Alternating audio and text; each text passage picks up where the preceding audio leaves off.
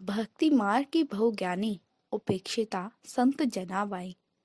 आज मैं आपको संत जनाबाई के विषय में बताने जा रही हूँ, जिनका जन्म महाराष्ट्र के परभणी जनपद के गंगाखेड़ में हुआ था। उनका जन्म एक विठ्ठल भक्त परिवार में हुआ था, किंतु 6 वर्ष की आयु में ही उन्होंने अपने माता और पिता दोनों को खो दिया था, जिस कारण वे अनाथ हो गई थीं। किंतु उनके पिता ने देह त्याग करने से पहले उन्हें विठ्ठल भक्त दामा शेट्टी के हाथों सौंप दिया था, जो कि संत नामदेव जी के पिता थे।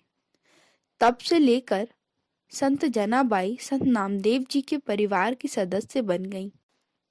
वे स्वयं को नामदेव जी की दासी कहलवाती थीं। विठ्ठल चरणों में संपूर्ण जीवन समर्पित की हुई जनाबाई ने देहबान भूलकर दिन रात संत नामदेव जी के घर में सेवा की। उनके मानो प्रत्येक कर्म ही ब्रह्म रूप बन गया। वे विठ्ठल भक्ति में इतना रत होकर सेवा करती थीं कि विठ्ठल जी स्वयं आकर उन्हें उनकी सेवा में सहायता करते थे। अब मैं आपको उनके जीवन के कुछ ऐसे रोचक प्रसंग बताने वाली हूँ जो भक्ति के सुंदर उदाहरण देने वाले हैं। तो आइए शुरू करते हैं। एक बार एकादशी की रात्रि नामदेव जी के घर में भक्त मंडल कीर्तन कर रहा था। कोई मृदंग बजा रहा था, तो कोई करताल, तो कोई झांझ बजा रहा था। कोई नाच रहा था, तो कोई गाते गाते अश्रु बहा रहा था। कोई आनंद मग्न होकर हंस रहा था। सभी भगवत प्रेम में तन्मय। न किसी को तन मन की सुधि है, न इस बात का ख्याल कि कितनी रात बीत गई है। जनाबाई भी एक कोने में खड़ी प्रेम मग्न होकर झूम रही थी। यही भक्ति योग है, जिसके प्रभाव से मनुष्य के सारे बंधन कट जाते हैं और वह जन्म मृत्यु के चक्र से ही छूट जाता है। संकीर्तन के आनंद सागर में डूबे लोगों को पता ही नहीं चला कि कब सुबह हो गई। सभी लोग अपने अपने घर चले गए। जनाबाई भी अपने घर आकर आराम करने लगी। भक्ति में डूबी वह लेटी ही रह गई और उनकी आंख लग गई। जैसे ही आंख खुली तो उन्होंने देखा कि सूर्योदय हो गया है। स्वामी के गृह कार्य में देरी होने से घबराती हुई नामदेव जी के घर पहुंची और जल्दी जल्दी हाथ का सारा काम पूरा करने में लग गई। परंतु विलंब हो जाने के कारण सारे कार्यों में हड़बड़ाहट होने लगी। कितने काम पड़े हैं, झाड़ू देना, बर्तन स्वच्छ करना, कपड़े धोना, पानी भरना। ऐसा सोचते हुए वह कपड़े धोने के लिए शीघ्र ही चंद्रभागा नदी के किनारे गईं। वस्त्र पानी में डूबा भी नहीं पाई थीं कि नामदेव जी का दूसरा काम याद आ गया और कपड़े छोड़कर भागती हुई नामदेव जी के घर की ओर चली। रास्ते में एक अपरिचित वृद्धा ने प्रेम से उनका आंचल पकड़ लिया और कहा, कहाँ जा रही हो बेटी? जल्दी से वृद्धा से आंचल छुड़ाते हुए जनाबाई ने कहा, आज मुझे देर हो रही है, स्वामी की सेवा शेष है। बुढ़िया ने प्रेम से कहा, चिंता ना करो बेटी, कपड़े मैं धो देती हूँ। जनाबाई को नामदेव जी के घर पहुंचने की शीघ्रता थी, पर ना जाने क्यों बार बार उनका मन उस बुढ़िया को याद कर रहा था। जीवन में पहली बार उसे माँ की तरह स्नेह मिला था। नामदेव जी का काम समाप्त कर जनाबाई नदी पर वापस आई तो देखती हैं कि बुढ़िया ने सारे कपड़े धो दिए हैं। इस वृद्धा ने कपड़ों के साथ ही उन्हें पहनने और धोने वालों के तन मन भी निर्मल कर दिए थे। जनाबाई ने वृद्धा से कृतज्ञता पूर्ण स्वर में कहा, बड़ा कष्ट उठाया आपने। आप सरीखी परोपकारी माताएं ईश्वर का रूप होती हैं। मैं आपका आभार मानती हूँ।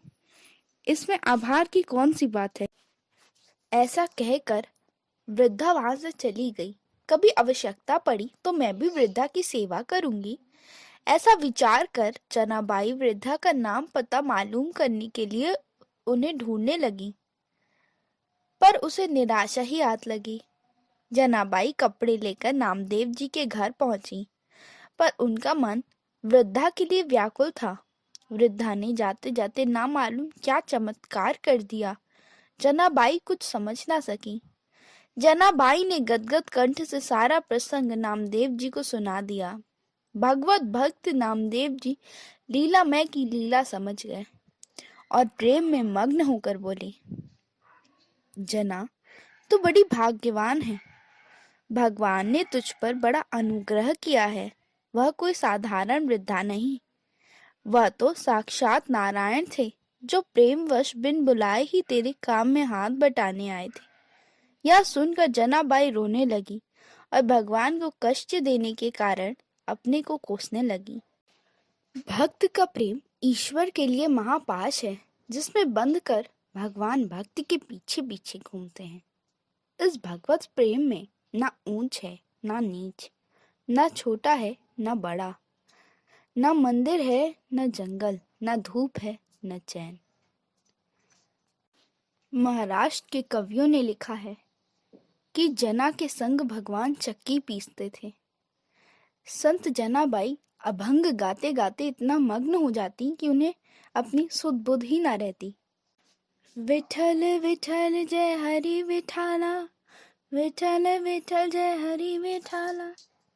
अब विठल स्वयं आकर उनके लिए चक्की पीसते, यहाँ तक कि उनके बाल बनाते, उनके बालों में तेल लगाते, उनके सर्व कार्यों में उनकी सहायता करते, क्योंकि वो भक्ति में डूबी रहती और उनकी सारी सेवाओं में देर हो जाती।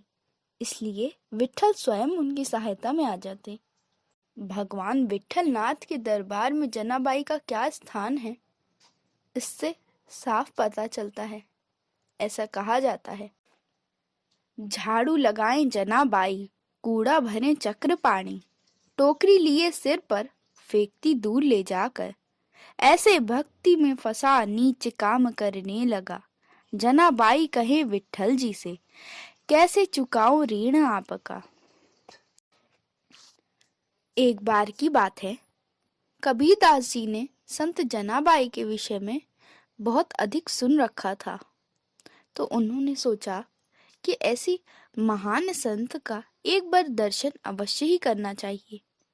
किंतु जब वह जनाबाई के पास पहुंचे तो उन्होंने देखा कि जनाबाई का उनके पड़ोस की एक महिला के साथ गोबर की उपलियों को सुखाने की बात पर झगड़ा हो रहा है, क्योंकि उन दोनों ने एक दूसरे से सटे ही उपलियां सुखाने हेतु रखी थीं।